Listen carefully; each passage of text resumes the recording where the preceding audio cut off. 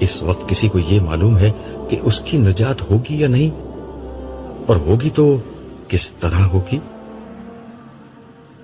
صالح نے جواب دیا، یہی اصل مصیبت ہے، یہاں کسی کو یہ نہیں معلوم کہ اس کا مستقبل کیا ہے، نجات کی کوئی امید ہے یا نہیں، یہ کوئی نہیں جانتا سوائے اللہ تعالیٰ کے۔ اسی لیے رسول اللہ اور دیگر انبیاء مسلسل یہ دعا کر رہے تھے کہ حساب کتاب شروع ہو جائے۔ اس کے نتیجے میں اہل ایمان کو یہ فائدہ ہوگا کہ وہ مجرمین سے الگ ہو کر حساب کتاب کے بعد نجات پا جائیں گے۔ تم جانتے ہو آج کے دن انفرادی طور پر نہ کسی کے لیے زبان سے کوئی حرف نکالا جا سکتا ہے اور نہ اس کی کوئی گنجائش ہے، اور خوشی کی بات یہ ہے کہ رسول اللہ صلی اللہ علیہ وسلم کی یہ دعا قبول ہو چکی ہے۔ یہ بات خلیفہ رسول ابو بکر صدیق نے تمہیں خود بتائی تھی، مگر ابھی تک حساب کتاب تو شروع ہوتا نظر نہیں آتا، میں نے حیرت سے پوچھا۔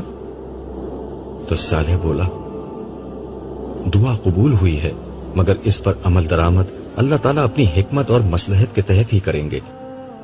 ہو سکتا ہے ابھی تک پوری دنیا سے لوگ قبروں سے نکلنے کے بعد یہاں پہنچے ہی نہ ہوں۔ کیا مطلب؟ لوگ اتنے برسوں میں بھی یہاں تک نہیں آئے؟ تمہارا کیا خیال ہے آج لوگ ہوائی جہاز، ریلوں، بسوں اور موٹروں میں بیٹھ کر یہاں تک آئیں گے؟ آج سب پیدل دوڑتے آ رہے ہیں۔ اسرافیل کے سور نے لوگوں کو اس سمت آنے کے لیے مجبور کر دیا ہے۔ آج سمندر پاٹ دیے گئے ہیں اور پہاڑ ڈھا دیے گئے ہیں، اسی لیے لوگ سیدھا یہاں آ رہے ہیں، مگر ظاہر ہے پیدل آتے ہوئے وقت تو لگے گا۔ البتہ صالحین کے ساتھ فرشتے تھے جو انہیں فوراً یہاں لے آئے۔ بہرحال جب تک حساب کتاب شروع نہیں ہوتا ہم یہاں موجود لوگوں کے احوال دیکھ لیتے ہیں۔ ویسے شاید تم اسی مقصد کے لیے یہاں آئے تھے۔ صالح نے یہ الفاظ کہے اور میرے جواب کا انتظار کیے بغیر میرا ہاتھ تھامے آگے بڑھنے لگا۔ اس وقت شدید گرمی سے چہرے تپ رہے تھے، ہر طرف گرد و غبار اڑ رہا تھا، لوگ گروہوں کی شکل میں اور تنہا تنہا ادھر سے ادھر پریشان گھوم رہے تھے۔ میری متلاشی نظریں اپنے کسی شناسہ کو ڈھونڈ رہی تھی، مگر کہیں کوئی شناسہ صورت نظر نہیں آ رہی تھی۔ اچانک ایک طرف سے ایک لڑکی نمودار ہوئی اور قبل اس کے کہ میں اس کی شکل دیکھ پاتا وہ میرے قدموں میں گر کر بے بسی سے رونے لگی۔ میں نے قدرے پریشانی سے صالح کی سمت دیکھا۔ اس نے سپاٹ لہجے میں لڑکی سے کہا، کھڑی ہو جاؤ۔ اس کے لہجے میں نہ جانے کیا تھا کہ میری ریڑھ کی ہڈی میں سنسناہٹ ہونے لگی۔ لڑکی بھی سہم کر کھڑی ہو گئی۔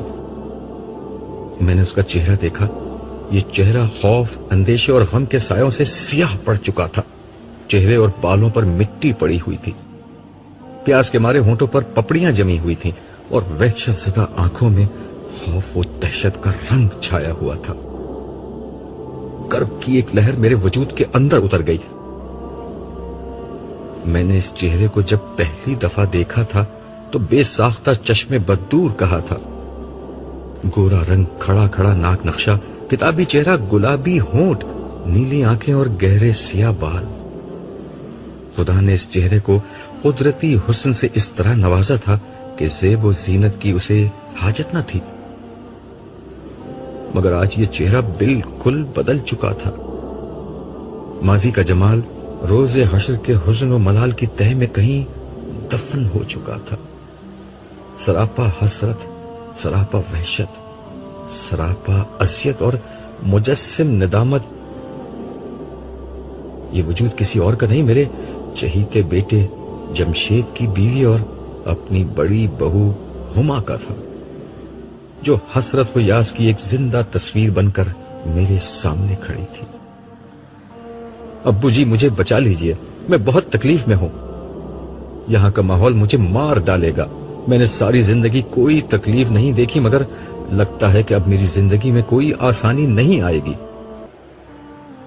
اللہ کے واسطے مجھ پر رحم کیجئے، آپ اللہ کے بہت محبوب بندے ہیں، مجھے بچا لیجئے۔ یہ کہتے ہوئے ہما ہچکیاں لے کر رونے لگی۔ جمشید کہاں ہے؟ میں نے ڈوبے ہوئے لہجے میں دریافت کیا۔ وہ یہیں تھے، وہ بھی آپ کو ڈھونڈ رہے ہیں، مگر یہ اتنی بڑی جگہ ہے اور اتنے سارے لوگ ہیں، کسی کو ڈھونڈنا ناممکن ہے۔ ان کا حال بھی بہت برا ہے۔ وہ مجھ سے بہت ناراض تھے۔ انہوں نے ملتے ہی مجھے تھپڑ مار کر کہا تھا کہ تمہاری وجہ سے میں برباد ہو گیا۔ ابو میں بہت بری ہوں، میں خود بھی تباہ ہو گئی اور اپنے خاندان کو بھی برباد کر دیا۔ پلیز مجھے معاف کر دیں اور مجھے بچا لیں۔ اللہ کا عذاب بہت خوفناک ہے، میں اسے برداشت نہیں کر سکتی۔ ہما فریاد کر رہی تھی اور اس کی آنکھوں سے آنسوؤں کی لڑیاں بہہ رہی تھیں۔ میرے دل میں پدری محبت کا جذبہ جوش مارنے لگا۔ وہ بہرحال میری بہو تھی، مگر اس سے پہلے کہ میں کچھ کہتا، سہلے اسی سپاٹ لہجے میں بولا، یہ بات تمہیں دنیا میں سوچنی چاہیے تھی ہما بی بی۔ آج تمہاری عقل ٹھکانے آ گئی ہے، مگر یاد ہے دنیا میں تم کیا تھیں؟ تمہیں شاید یاد نہ آئے، میں یاد دلاتا ہوں۔ یہ کہتے ہوئے سالے نے اشارہ کیا اور یک لخت ایک منظر سامنے نظر آنے لگا۔ یہ جمشید اور ہما کا کمرہ تھا۔ مجھے لگا میرے ارد گرد کا ماحول غائب ہو چکا ہے اور میں اسی کمرے میں ان دونوں کے ہمراہ موجود ہوں اور براہ راست سب کچھ دیکھ اور سن رہا ہوں۔ جمشید، اب میں اس ملک میں نہیں رہ سکتی، اب ہمیں کسی ویسٹرن کنٹری میں شفٹ ہو جانا چاہیے۔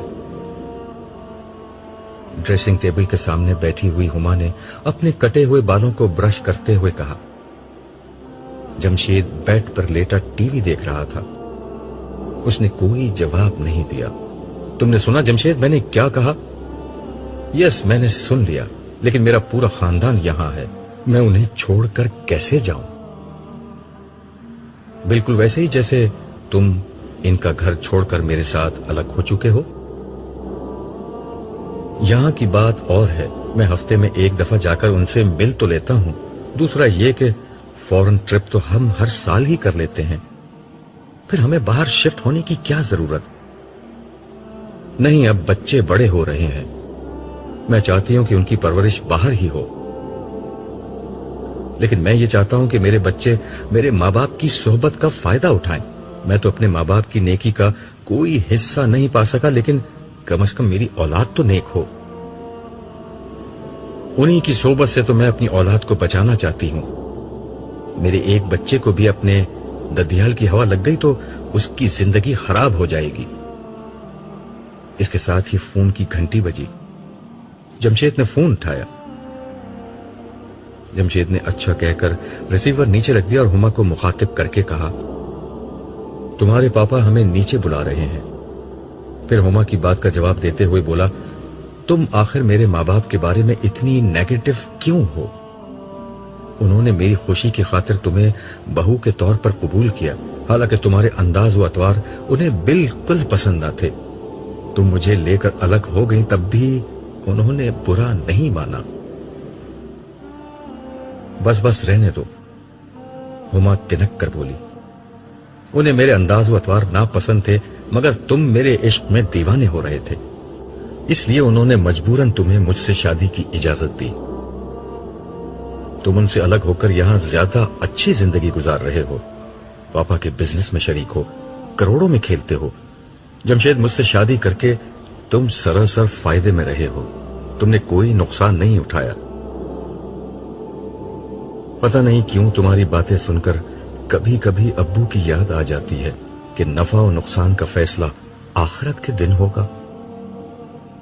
یار، یہ فضول مذہبی باتیں ختم کرو، مجھے ان سے چڑ آتی ہے۔ کوئی قیامت وغیرہ نہیں آنی، لاکھوں برس سے دنیا کا سسٹم ایسے ہی چل رہا ہے۔ If you are smart, powerful and wealthy, you are the winner. All others are losers and idiots. And you know, this judgment day talk is nothing but rubbish. ویسے فار یور کائنڈ انفارمیشن، میرے پاپا نے اپنے پیر صاحب سے یہ guarantee لے رکھی ہے کہ قیامت میں وہ انہیں بخشوا دیں گے۔ ان کو بہت پیسہ دیتے ہیں میرے پاپا۔ ہاں، جس طرح ناجائز منافع خوری، قانون کی خلاف ورزی اور دیگر حرام ذرائع سے پیسہ کماتے ہیں، اس کو کہیں تو پاک کرنا ہوگا۔ مجھے سب معلوم ہے، تمہارے پاپا اور چودھری مختار صاحب کئی بزنس میں پارٹنرز ہیں اور 2 نمبر کے ہتھ کنڈوں سے پیسہ کماتے ہیں۔ اچھا، اتنا ہی حلال حرام کا خیال ہے تو چھوڑ دو پاپا کا بزنس۔ بزنس تو چھوڑ دوں، مگر تمہیں کیسے چھوڑوں؟ مجھے معلوم ہے کہ اس کے بعد جاب کرنے سے نہ تمہارے خرچے پورے ہوں گے اور نہ میں تمہارا لیونگ سٹینڈرڈ مینٹین کر سکوں گا۔ تمہارے عشق نے مجھے کہیں کا نہ چھوڑا، وگرنہ میں جس خاندان سے ہوں وہاں حلال اور حرام ہی سب کچھ ہے۔ اسی لیے اتنی مڈل کلاس زندگی گزار رہے ہیں وہ لوگ۔ اچھا ہوا تم میرے ساتھ آ گئے، وگرنہ اپنے بھائیوں کی طرح موٹر سائیکل پہ گھومتے یا 800 سی سی گاڑی چلاتے اور کسی فلیٹ میں سڑی ہوئی زندگی گزار کر مر جاتے۔ زندگی اچھی گزاریں یا بری، مرنا تو ہمیں ہے، پتہ نہیں آخرت میں ہمارے ساتھ کیا ہوگا۔